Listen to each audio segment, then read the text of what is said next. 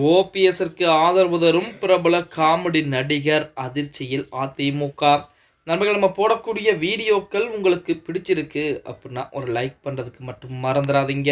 அதிமுகவில் இருந்து வெளியேற்றப்பட்டவர் தான் ஓபிஎஸ் அவர்கள். அப்படி வெளியேற்றப்பட்டதுக்கு அப்புறம் அதிமுக ஒன்றிணைய வேண்டும், அதிமுக அடுத்து வரக்கூடிய தேர்தல்களிலே வெற்றி பெற வேண்டும் அப்படின்னு சொல்லி ஏகப்பட்ட வேலைப்பாடுகளையும் பார்த்தார். இறுதியிலே ஓபிஎஸ் அவர்களுக்கு அது தோல்விகளாகத்தான் முடியும். இருந்த போதிலுமே நமது ஓபிஎஸ் அவர்களுக்கு பார்த்தீங்கன்னா நாளுக்கு நாள் ஆதரவுகள் என்பது பெருகிக் கொண்டே இருக்கிறது, அதிகரித்து கொண்டே இருக்கிறது அப்படின்னு சொன்னா அதற்கு மாற்று கருத்துக்கள் எதுவும் சொல்ல முடியாது. இப்படிப்பட்ட சூழலில் காமெடி நடிகர், அதாவது பிரபலமான ஒரு காமெடி நடிகர் ஓபிஎஸ் உடைய சொந்தக்காரர் அப்படிங்கிற செய்திகள் என்பது வெளியாகி இருக்கிறது. அவர் யார் அப்படின்னு பார்த்தா இயக்குனரும் நடிகருமான சிங்கம்புலி கடைசியாக கடைசி உலக போர் படத்திலே நடித்திருந்தார். விஜய் சேதுபதி நடிப்பில் வந்த மகாராஜா படத்திலும் எதிர்மறையான ஒரு ரோலில் நடித்து தனது நடிப்பு திறமையை வெளிப்படுத்தி இருந்தார். இந்த படத்தில் அவரது நடிப்பு ரசிகர்கள் மத்தியிலே நல்லதொரு வரவேற்பையும் வாங்கி கொடுத்திருக்கிறது. நடிகர் என்பதை தாண்டி இயக்குனராகவும் அறியப்படுகிறார் சிங்கம்புலி அவர். அஜித்தை வைத்து ரெட் என்ற சூப்பர் ஹிட் படத்தையும் கொடுத்திருக்கிறார். அது மட்டுமின்றி இன்னும் 2-3 திரைப்படங்களையும் கொடுத்திருக்கிறார். நடிகர் மட்டுமின்றி குணச்சித்திர வேடங்களிலும் காமெடி கதாபாத்திரங்களும் நடித்து தற்போது வரைக்கும் அசத்திக் கொண்டிருக்கிறார். இப்படிப்பட்ட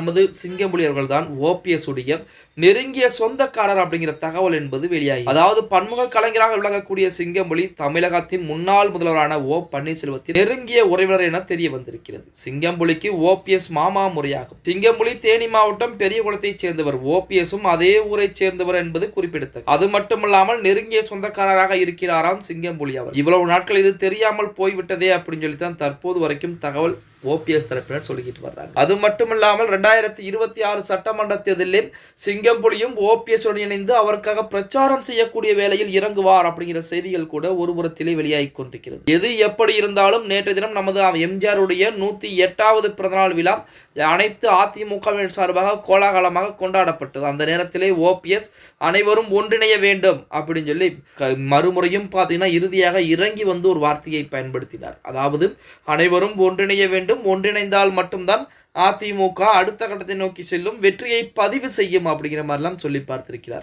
அதற்கும் எந்த விதமான பதிலும் அதிமுக தரப்பிலிருந்து இதுவரைக்கும் வரல அப்படின்னு தான் சொல்லி ஆகணும். அப்படி ஓபிஎஸ்ஐ வெளியேற்றுவதற்கு என்ன காரணம், அவர் என்ன அப்படி துரோகங்கள் செய்தார், என்ன தப்பு செய்தார் அப்படின்னா ஒண்ணுமே கிடையாது. அவர் இருந்தால் பதவிகள் என்பது கிடைத்திருக்காது நமது எடப்பாடி பழனிசாமி அவர்களுக்கு. அதுதான் இங்க மிகப்பெரிய ஒரு பிரச்சனையாக இருக்கு. மறுபடியும் ஓபிஎஸ் உள்ளே வந்தால் பொதுச்செயலாளர் பதவி எடப்பாடி பழனிசாமி இருந்து பிடுங்கப்படும் அப்படிங்கிறனாலதான் எடப்பாடி பழனிசாமி இன்று வரைக்குமே அதற்கு மறுப்புகளை தெரிவித்துக் கொண்டிருக்கிறார். Okay guys.